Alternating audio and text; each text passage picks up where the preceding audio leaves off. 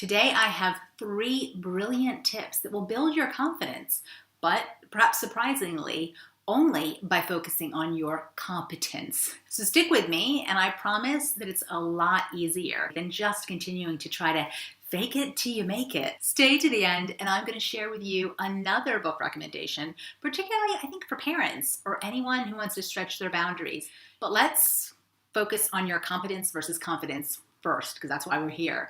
So before we kick off, subscribe to our channel if you want our weekly videos that are going to help improve your career progression.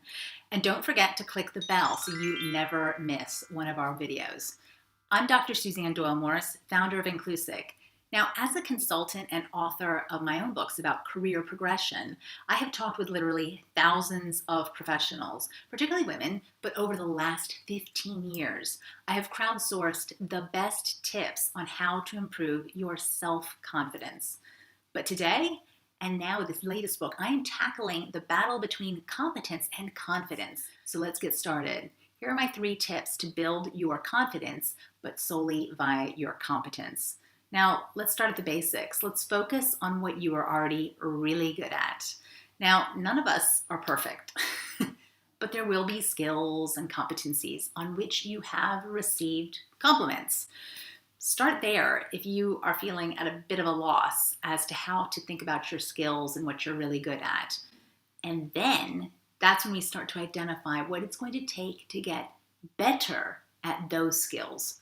Now, one of my STEM clients was a woman I'm going to call Renee. Now, Renee worked in pharmaceuticals, and she'd initially been dismayed and a bit pessimistic in one of our sessions when she told me she had been given a big project where she was going to have to manage a multi-million-pound purchase and installation of this massive microscope. Now, the thing was so big, the company actually had to construct a separate building just to house it. So pretty big stuff. Now, her boss, who was a natural optimist, knew that he actually needed a skeptical pair of eyes on this potential project. Now, this meant that the feedback that he and others had been giving Renee for years about her sense of caution, her eyes wide open approach, and even her skepticism, well, they were real assets to this boss and certainly to this project. He knew that if he naturally plowed in with all his gung-ho-ness into what was going to be a tricky and costly project, potentially without kicking the tires of his latest great idea, he could be in trouble. However, when we looked at why Renee had been given that role, we saw that it was actually more of a compliment from her boss about her pessimistic style, because it had always kept her team safe, projects delivered on time, and it led to well thought through decisions for the company. So this was a ground-breaking project, both figuratively and literally, now I'm thinking about it, for both the company's investors, but also reputationally. By investing in this microscope, they would be getting ahead of the market on a pretty new technology. Now, her boss had noticed all of these competencies in Renee in years before, and he chose to reward her with a project that, let's be honest, she didn't initially want. But here's the thing. Remember, not all the greatest gifts will come wrapped with a pretty bow. The more she thought about this, the greater her sense that she was getting a vote of confidence. And this in turn grew her confidence over time. She started being asked to more senior meetings, asked to work with more suppliers, and she was asked to scope out the likely costs of buying this equipment, and even if they could make an income from renting time on it to other early adopters. That was all part of the business plan that she, let's be honest, didn't actually want to write initially. It had its challenges, but her caution and the time she took paid off. And Renee was given a promotion that year, something, as her coach, I know she'd been waiting for a long time. Now, part of Renee's success was in building up her confidence from bulking up her growth mindset. Now, clearly, Renee had never managed such a large and very visible project on a scale that way before, but she'd been demonstrating for years that she could manage via her competence.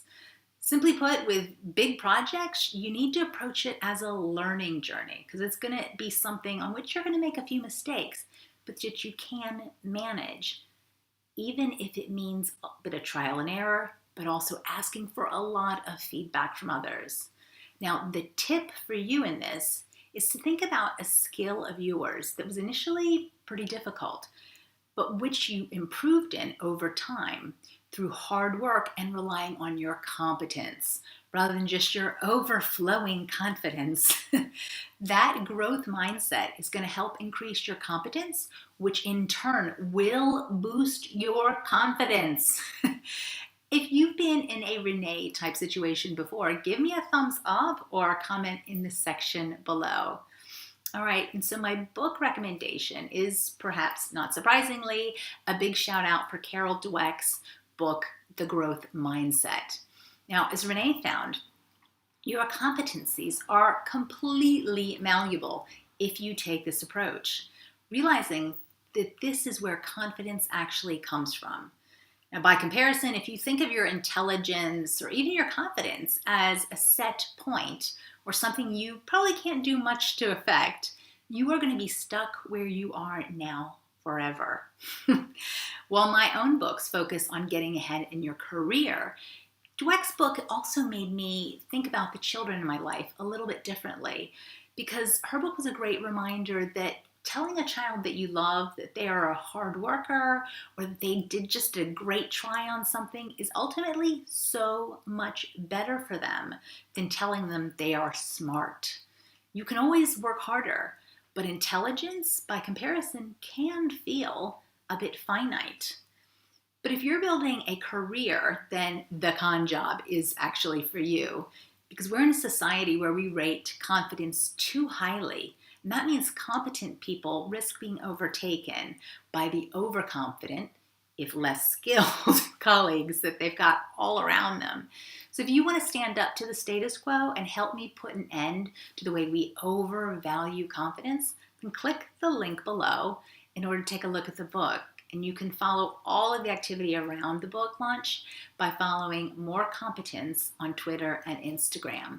Now, please share it with your friends and colleagues too, because it is the only way that we're going to make a big impact into this huge problem. And subscribe to my channel so that you're the first to see the rest of the videos in this series as they are released. And if you've enjoyed this video, it would mean a lot to me if you liked it, commented, and share it with your own socials. And in the meantime, please subscribe to my channel too, because you'll be the first then to see all the rest of the videos in our series on competence versus confidence.